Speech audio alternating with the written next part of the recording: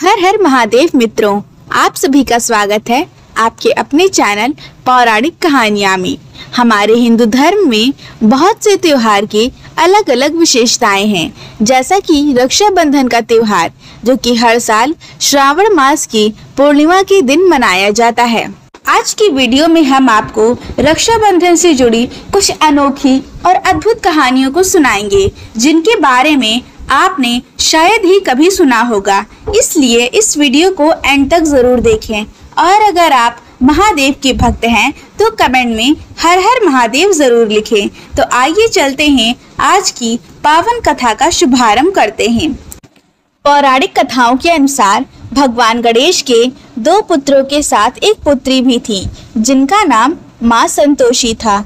और भगवान गणेश की 2 पत्नियां रिद्धि और सिद्धि थीं, जिनसे उन्हें 2 पुत्र शुभ और लाभ हुए। माना जाता है कि भगवान गणेश एक बार अपनी बहन अशोक सुंदरी से रक्षा सूत्र बंधवा रहे थे।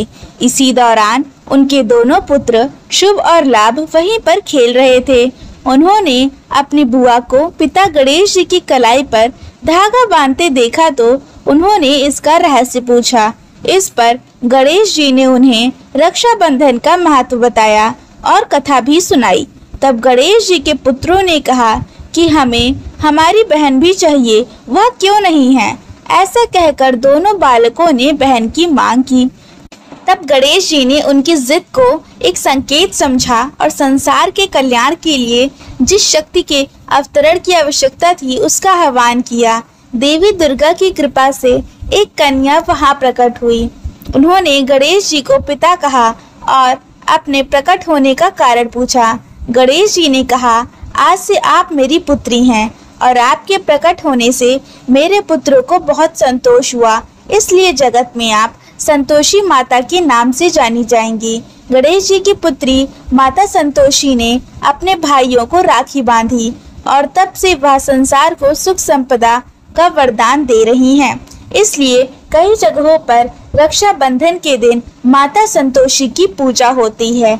आइए आज हम रक्षाबंधन पर आपको एक दूसरी कथा के बारे में बताते हैं। एक समय की बात है, किसी नगर में एक साहूकार के 3 बेटे और उनकी बहुएं रहा करती थी। साहूकार की सबसे छोटी बहू बहुत सुशील और संस्कारी थी, साथ ही वह भगवान श्री कृष्ण की अनन्य भक्त थी। सावन के महीने में दोनों बहुएं रक्षाबंधन के त्योहार पर अपने पीहर जाने की तैयारी करने लगीं। सुबह जल्दी उठकर घर का सारा काम करने लगी तो छोटी बहू ने पूछा कि क्या बात है दीदी, आज इतनी जल्दी जल्दी काम क्यों कर रही हो। तो उनकी जेठानियों ने कहा, कल रक्षाबंधन का त्योहार है, हम सभी अपने अपने भाई को राखी बांधने अपने मायके जा रही हैं। तुम्हारा तो कोई भाई नहीं है, तुम क्या जानो कि रक्षाबंधन का त्योहार का महत्व, भाई बहन के रिश्ते का महत्व। छोटी बहू को यह बात बहुत बुरी लगी और वह भगवान श्री कृष्ण के प्रतिमा के समक्ष खड़ी होकर खूब रोई और बोली, यदि मेरा कोई भाई होता तो आज मैं अपने मायके जाती। और अगले दिन ही रक्षाबंधन का त्योहार था। सुबह सुबह उसके घर उसके दूर के रिश्ते का भाई आया और आकर साहूकार से बोला कि यह मेरी बहन है, मैं इसके दूर के रिश्ते का भाई हूँ और इसे रक्षाबंधन के त्योहार पर अपने साथ ले जाने आया हूँ।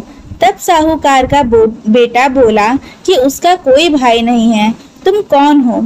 छोटी बहू के भाई के समझाने पर साहूकार और उसका बेटा मान गया और छोटी बहू अपने भाई के साथ जाने को तैयार हो गई। परंतु छोटी बहू के पति के मन में कुछ शंकाएं थी। वह बोला, आप इसे ले जाइए, परंतु इसे वापस लेने मैं खुद आऊंगा। ऐसा कहकर उन्होंने छोटी बहू को उसके भाई के साथ रवाना कर दिया। रास्ते में चलते चलते छोटी बहू ने अपने भाई से कहा, भैया तो आप इतने सालों तक कहाँ थे और आपने मुझसे कभी पहले रक्षाबंधन में राखी तो बंधवाई ही नहीं। तो उसके भाई ने बोला, बहन मैं 7 समंदर पार कर विदेश पैसा कमाने गया था। अब दोनों अपने घर पहुँचे तो घर में भाभी अपने ननद का स्वागत किया और खूब उनकी खातिरदारी की और इसके बाद उन्होंने रक्षाबंधन का त्योहार मनाया। ऐसे ही हंसी खुशी कुछ दिन बीत गए। एक दिन छोटी बहू का पति उसे लेने के लिए उसका घर आया उनका घर महल जैसा था, घरों में सारे ऐशो आराम थे। यह सब देखकर वह चकित रह गया।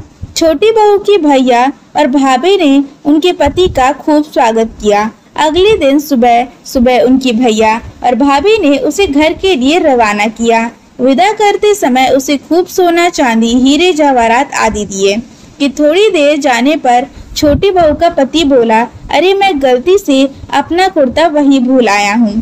तब वह बोली, कोई बात नहीं, वह कुर्ता पुराना था, इतनी दूर वापस जाएंगे तो घर पहुँचते पहुँचते अंधेरा हो जाएगा। लेकिन उसका पति बोला, नहीं, मैं वापस जाऊंगा, अपना कुर्ता लेकर ही आऊंगा।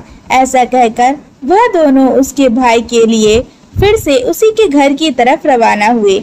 जैसे ही भाई के घर के पास पहुंचे तो उन्होंने देखा कि भाई के महल नुमा घर की जगह एक पीपल का बड़ा सा पेड़ था और उस पेड़ पर छोटी बहू के पति का कुर्ता टंगा है। यह देखकर वह बहुत नाराज हुआ और वह अपने पत्नी से बोला, यह क्या कोई काला जादू है? कौन था जो तुम्हारा भाई बनकर तुम्हें यहाँ लेने आया था? मुझे तो शुरू से ही शक था, इसीलिए मैं तुम्हें लेने आया था। बताओ कौन है? ऐसा कहकर वह छोटी बहू को मारने लगा। इतने में तेज प्रकाश के साथ भगवान श्री कृष्ण स्वयं प्रकट हुए और बोले, मत मारो, यह मेरी बहन है। हर साल रक्षाबंधन के त्योहार पर यह मुझे राखी बांधती आई है और अब मैंने इसका भाई होने का फर्ज निभाया है। इसे मैंने अपनी बहन माना है।